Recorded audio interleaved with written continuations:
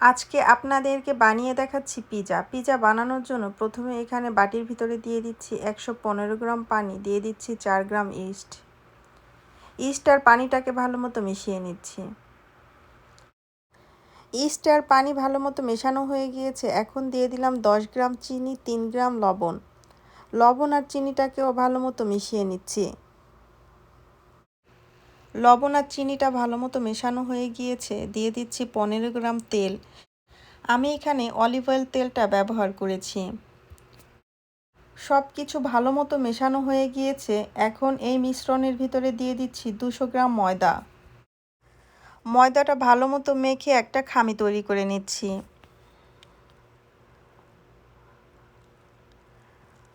হাত দিয়ে ভালো মতো ময়দাটাকে মথে নিতে হবে। 7-8 মিনিটের মতো ময়দাটাকে মথে নিয়েছি।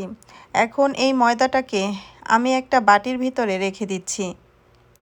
একটা প্লাস্টিক র্যাপার দিয়ে ঢেকে রেখে দিব 40 মিনিট। ফিরে আসবো 40 মিনিট পরে।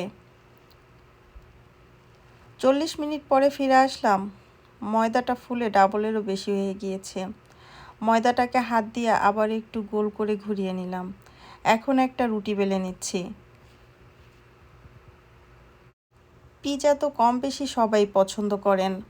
এইভাবে বাসায় একবার পিজা বানিয়ে খেয়ে দেখতে পারেন। রুটিটা বেলা হয়ে গিয়েছে, রুটিটা একটা সাইডে থাক।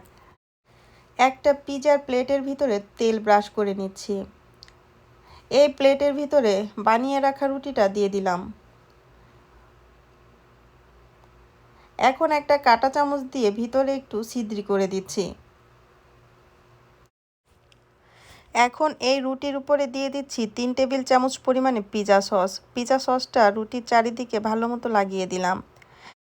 এখন রুটির উপরে দিয়ে দিলাম গ্রেট করা 250 গ্রাম চিজ। এখন উপরে স্লাইস করা হ্যাম দিয়ে দিচ্ছি।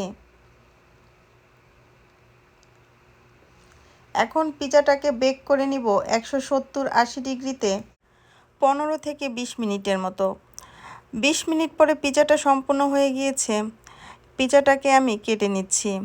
আমার পিজার রেসিপিটা আপনাদের কাছে কেমন লেগেছে আমাকে কমেন্টস করে জানাতে ভুলবেন না।